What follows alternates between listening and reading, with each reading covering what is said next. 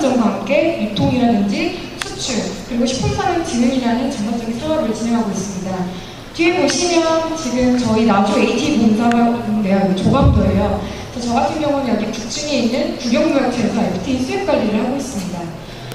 저 같은 경우는 인턴을 거쳐서 공채가 된 케이스예요. 그렇기 때문에 앞으로 제가 발표해 드릴 거는 인턴을 하면서 제가 느꼈던 거, 그리고 저희 AT 공채 채용 프로세스를 통해서 여러분에게 제가 어떻게 취업을 준비했는지에 대해서 팁을 드리는 식으로 발표를 진행하도록 하겠습니다. 저희 AT를 기준으로 말씀을 드리기보단 그냥 제가 인턴을 하면서 생각했던 인턴이라는 거의 장점에 대해서 세 가지를 정리해서 말씀을 드릴게요. 첫 번째는 인턴이라는 게 뭐 대학교 3학년, 4학년 이런 식으로 약간 재학생들에게만 이게 유리할 것 같다, 뭐 적용돼야 되는 뭐 제도라고 생각하시기보다는 조금 더 채용 기간이 길어지시거나 고학년이신 분들에게 좀 많이 추천을 해드리고 싶어요. 저 같은 경우는 인턴을 포함해서 거의 2년 정도 취업을 준비를 했어요. 그래서 7, 80군데 정도 쓰고 서류에서 낙방하고 필기에서 낙방하고 면접에서 낙방을 했어요. 그런데 그때 제가 어떤 생각을 가지고 있었냐면 저 자신이 열심히 대학생활 했는데 인턴은 좀 나에게 맞지 않다. 신입을 무조건 써야겠다라고 좀 어리석은 생각을 많이 했었어요. 그래서 무조건 신입을 썼고 80군데 다 떨어졌었어요. 그런데 저를 기준으로 했었을 때 저보다 스펙이 낮았던 동기들이나 선배들 중에서 취업을 빨리 한 사람들한테 좀 서류 쓴 거 좀 보여달라고 하고 이야기를 했더니 다는 아니더라도 공통적으로 그 공식적인 조직이나 회사에서 근무했던 경험들이 있더라고요. 그것 중에 하나가 인턴이었고 저 또한 무조건 신입에만 쓰지 않고 인턴으로 전향을 해보자. 그래서 조금이나마 면접에서 현실적인 대답을 해줄 수 있고 조직이 빨리 인강을 될 수 있는 사람이 되자. 이렇게 해서 지원을 하게 됐습니다. 그러니까 3학년, 4학년만 뭐 제한을 두지 마시고요. 지금 아직 뭐 채용에 대해서 갈피를 못 잡으시거나 시간이 길어지신 분들은 저처럼 좀 인턴에 대해서도 좀 열린 마음으로 지원을 해보셨으면 좋겠습니다. 그리고 두 번째로는 인턴이라는 거는 그 한정된 기간 이내에 회사의 조직원이 되어서 회사의 사업을 간접적으로나마 해볼 수 있는 기회가 있는 것 같아요. 그래서 예를 들어서 저 같은 경우는 초반에 채용 준비를 했었을 때 어학을 전공했기 때문에 해외 영어과 같은 언어를 정말 하고 싶었어요. 근데 계속 채용이 되지 않고 인턴으로 전화해서 AT에 들어갔더니 해외 지사가 뭐 뉴욕이나 홍콩, 그리고 오사카 등과 같은 11개의 지사가 있었고 또 한국에서 국내에서 일을 하더라도 해외 수출 박람회 같은 해외 사업 분야가 상당히 많았어요. 그래서 제가 입사를 정말 했을 때 일할 수 있는 스펙트럼이 가장 넓었었고 하고 싶었던 일을 할 수 있는 곳이라는 걸 알게 되니까 더욱더 입사를 해야겠다는 의지가 더 커졌어요. 저 같은 경우는 인턴을 했던 곳이 입사를 하고 싶었던 곳으로 바뀐 부분이지만 여러분들 같은 경우는 뭐 인턴을 했는데 이 회사 정말 아닌 것 같아 하더라도 공공기관이나 뭐 일반 회사에서 인턴을 하셨던 경험이 직간접적으로 관련되는 다른 조직들에 대한 정보를 얻을 수 있는 좋은 곳이기 때문에 그런 최종 방선에서 여러분 정보를 많이 모으시고 실제로 일반 공채 채용을 하실 때 그런 것들을 활용하시는 게 가장 좋을 것 같습니다. 그리고 마지막으로 인턴 경력이 앞으로 그러니까 공채 입사의 경쟁률을 낮춰주는 거에 상당히 도움이 될 거라고 생각을 해요. 저 같은 경우는 AT에서 인턴들은 공채로 지원을 했었을 때 인턴 내에서 경쟁을 했었어요. 그래서 일반 경쟁이 100대 1이었는데 저는 6대 1, 4대 1 정도로 낮은 경쟁률을 가지고 있었어요. 근데 뭐 모든 프로세스 시험이나 면접 같은 걸 다 겪긴 했지만 남들이 체감하는 취업에 대한 스트레스가 좀 덜했기 때문에 그나마 이런 인턴 활용했던 것들이 도움이 됐었고요. AT가 아니더라도 다른 공공기관에서 인턴 경험을 하셨던 게 다른 지원을 할 때 가점이 되는 경우도 있잖아요. 그런 것들이 여러분의 경쟁력이 될 수 있기 때문에 최대한 경쟁률을 낮추기 위해서는 인턴을 활용하시는 게 좋을 것 같다고 말씀을 드리고 싶어요. 그리고 AT 같은 경우는 인턴 5개월을 지금 접수를 받고 있는데 5개월 인턴이 아니더라도 한 달짜리 영 AT 펠로십이라는 게 있어요. 이런 부분은 저희 채용 담당자분을 만나서 좀 더 자세하게 여쭤보면 한 달이라는 단기간이지만 회사를 조금이라도 알 수 있고 체험해볼 수 있는 시간을 가질 수 있을 것이라고 생각합니다. 이거는 지금 지금 제가 실제로 작년 12월부터 올해 1월까지 AT 공채 신입에서 겪었던 채용 프로세스입니다. 1, 2, 3차인데요. 서류, 필기시험, 면접 이게 있어요. 서류 같은 경우는 말씀을 드리면 솔직히 왕도는 없어요. 제가 상담 부스로 설명을 드리는데 많은 분들이 말씀하시는 게 토익 몇 점이어야 돼요? 뭐 가점되는 게 뭐뭐 있어요? 저는 뭐 있는데 이거는 가점이 되는 건가요? 많이 물어보시는데 저 같은 경우는 말씀을 항상 일관적으로 드려요. 필요한 스펙만 준비를 하시라고요. 그래서 저는 원하는 입사하고 싶은 회사에 가점되는 자격증을 쭉 뽑았어요. 공통적인 부분. 그래서 컴퓨터 활용 능력이라든지 아니면 한국사 같은 경우 두 가지만 가점이 되는 경우가 있으면 저는 그 두 가지만 준비를 했었거든요. 무조건 스펙이 많다고 해서 좋은 건 아닌 것 같아요. 스펙, 본인이 역량이 많아서 지원할 수 있는 회사가 많긴 하지만 거기에 드는 시간이나 비용들이 많이 부담이 되기 때문에 여러분이 지원하시고 싶은 회사가 어떤 걸 요구하는지를 먼저 아시고 그것만 집중적으로 준비하시면 많이 도움이 될 것이라 생각합니다. 그리고 자기소개서도 상당히 많이 물어보셨어요. 뭐 여기에 있다면 어떤 내용을 쓰면 좋겠냐 뭐 이렇게 말씀하시는데 그런 거는 솔직히 기준은 없어요. 하지만 제가 말씀드리고 싶은 건 자기소개서가 여기서는 자소설이라는 말이 있듯이 좀 서류 빈칸을 채우기 위한 뭐 자기소개서라고 해야 되나? 그러니까 거짓말이라든지 아니면 본인이 회사와 전혀 적합하지 않는 내용도 막 일단 내용을 채우려고 많이 쓰시더라고요. 그러면 면접에 갔을 경우 그런 질문들을 했을 때 바로 대답을 할 수 없겠죠. 면접관님들은 이력서뿐만 아니라 그 자기소개서에 있는 내용까지도 꼼꼼하게 물어보세요. 너희들이 쓴 내용에 대해서 본인이 직접 답할 수 있는 것인가? 답을 못한다면 자기소개서는 거짓말이고 이 사람은 일을 썼을 때 원칙을 중요시하지 않는 사람, 신뢰할 수 없는 사람이라는 인상을 줄 수 있기 때문에 자기소개서부터 면접까지가 다 연결된다고 생각하시고 준비를 하시는 게 가장 좋을 것 같습니다. 필기시험은 저희 AT는 전공시험은 없고요. 인적성 검사, 시사방식, 논술, 경제 분야에서 많이 나오고 있는데요. 이 세 가지 같은 경우는 다른 공공기관이 하고 있는 프로세스랑 비슷할 것 같아요. 그런데 제가 이 필기시험을 준비했었을 때 가장 우선적으로 했던 게 스터디 관리를 좀 했었어요. 초반에 1년 동안은 저는 아침 9시부터 저녁 6시까지 계속 스터디를 했거든요. 그런데 피드백이 없는 거예요. 계속 주입식만 하지 제 생각을 밖으로 표출할 수 있는 게 없는 거예요. 예를 들어서 친구들하고 같이 공부를 했어요. 공부를 했는데 얘는 잘 풀어요. 그리고 스터디는 끝나요. 그러면 저는 제가 잘못된 게 뭔지도 모르고 저에 맞는 페이스가 없어지고 그러다 보니 좌절을 좀 하게 되더라고요. 그래서 인적성 같은 경우에는 저는 혼자서 공부를 했고요. 필요한 게 있으면 수학과 친구한테 수리 물어보고 통계학과 친구한테 통계 물어보고 그렇게 했었어요. 그래서 카카오톡으로 사진 캡처해가지고 보내서 즉답을 듣고 이런 식으로 본인의 성향에 따라서 스터디를 선택과 집중을 하셔서 준비하는 게 가장 좋을 것 같아요. 시사원칙하고 논술 같은 부분은 아무래도 시사 능력은 회사에서 정말 요하는 부분이기도 해요. 왜냐면 이 사람이 얼마나 똑똑한지가 아니라 이 사람이 얼마나 회사 사회가 돌아가는 거에 관심이 많은 사람인가 이거를 회사 사업과 적용할 수 있는 사람인가를 묻는 거기 때문에 이런 것들은 뭐 신문 스터디라든지 그 다음에 지원하는 회사와 관련된 동향 이슈들을 정리를 해서 자기소개서라든지 면접 때 활용할 수 있게끔 준비를 하는 게 좋아요. 근데 신문 스터디 같은 경우는 제가 1페이지부터 36페이지까지 다 읽을 수는 없잖아요. 그래서 회사와 관련된 경제나 사회, 교육 분야들을 나눠서 친구들하고 같이 너가 오늘은 이 파트에, 오늘 내가 이 파트 할게 이렇게 좀 효과적으로 진행을 하시는 게 좋아요. 제 생각에 대학생분들 뭐 벌금제 이렇게 해가지고 진행하셨을 텐데 저도 벌금제 강제성에 되게 찬성하는 편이거든요. 10,000원을 내더라도 내가 못했으니까 내가 이거 잘해야겠다는 생각이 드니까 그런 것들을 약속하셔가지고 스터디 진행하는 것도 있는 것 같습니다. 제가 강조하고 싶은 건 실전을 많이 겪기예요. 서류를 많이 써서 하나 얻어걸리고 거기에 취업해야지 라는 마인드를 가지신 분도 있어요.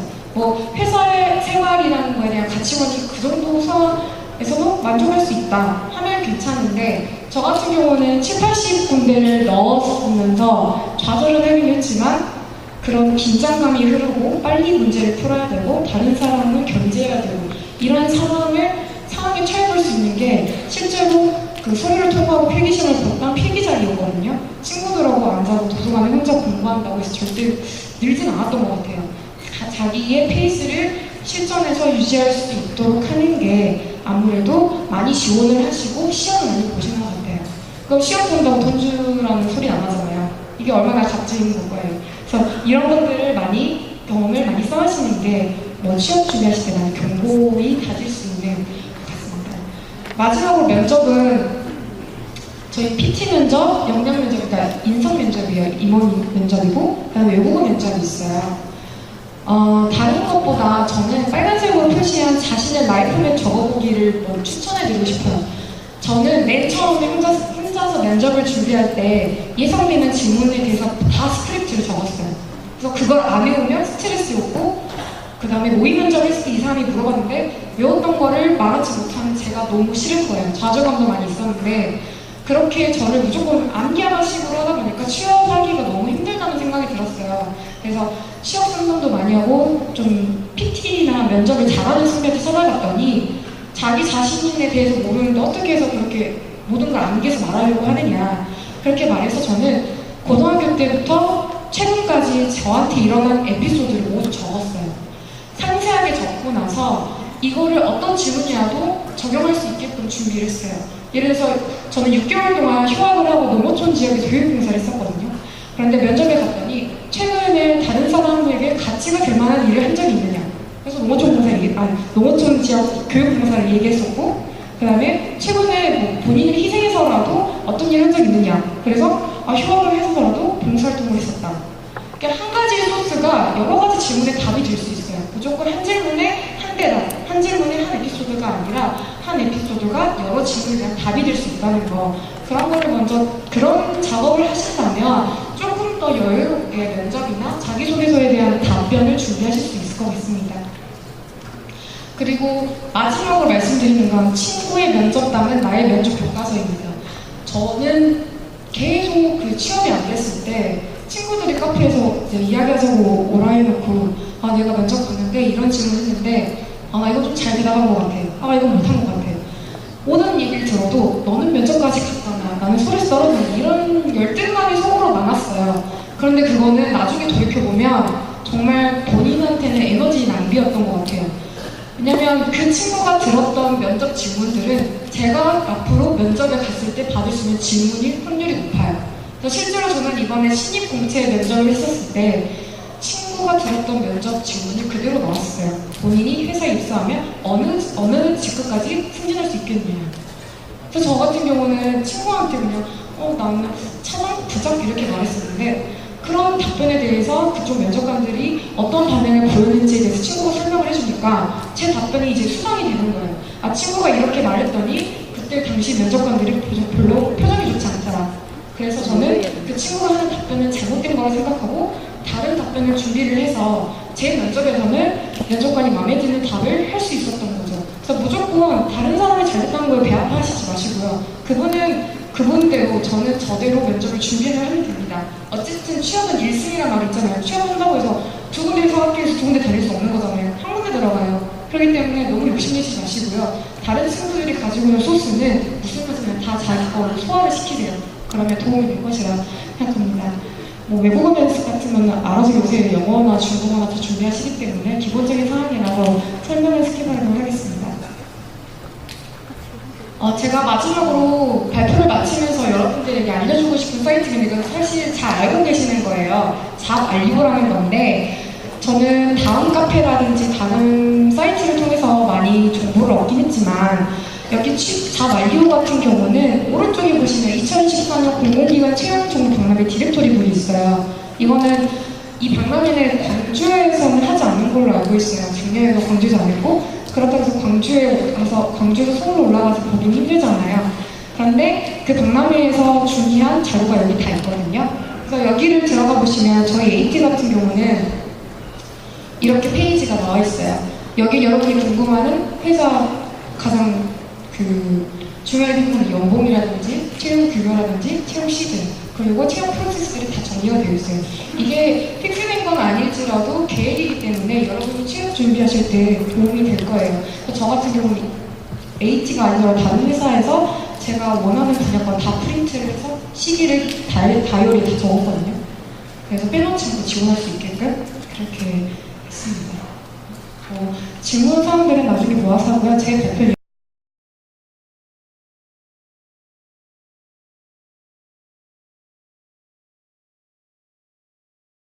네, 안녕하십니까. 저는 한국농수산식품 유통공사 인사부에서 채용뿐만 아니라 인사 전반에 대해서 담당하고 이수직 차장입니다.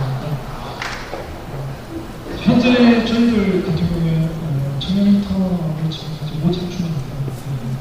오늘 오신 분들 실질적으로 도움이 되는 질문을 많이 하시고 정보를 많이 갖고 가셨으면 좋겠습니다. 네, 저희 같은 경우에는 저희도 마찬가지로 12년도부터 지금까지 보조를 계속 뽑고 있는데 현재까지는 24년 정도 뽑았습니다. 그리고 저희들이 이제 하고 있는 직무 포졸 적합 직무도 일부 이제 개발을 해서 뽑고 있었는데 제가 봤을 때는 나름 제 역할을 다 하고 있다고 판단을 하고 저 입장에서는 상당히 좀 긍정적으로 보고 있습니다. 그래서 원래 채용 분야 중에서 기존에 뽑지 않던 행정까지 저희들이 이제 직무를 확대해 나가는 사항입니다. 그래서 저희 기관 입장에서는 보조 채용에 대해서 긍정적으로 생각하고 있는 상황입니다. 안녕하십니까. 조선대학교 중국어문화학과 진미영입니다. 네, 저는 AT에 질문 드리고 싶은데 아주 간략하고 짧게 5가지만 질문 드리도록 하겠습니다. 네, 첫 번째는 그 청년 인턴을 지금 진행 중에 있는데 고대사항에 이제 기타 분야로 컴퓨터 활용 능력이라고만 나와 있는데 이게 뭐 1급이든 2급이든 상관없는지 또는 다른 나와 있는 자격 분야랑 또 같은지 궁금합니다. 컴퓨터 활용 능력 자격증은 고등학교 인턴, 고졸 인턴이라는 제도입니다. 네, 그리고 두 번째는 이제 그 인턴 그 뽑는 과정은 정규직에 비해서 짧은데 이제 바로 서류가 통과되면 면접으로 진행되는데 면접 내용이 주로 어떻게 되는지. 면접 청년 인턴 면접은 주로 이제 인성과 태도 중심의 면접을 진행을 해요. 죄송합니다.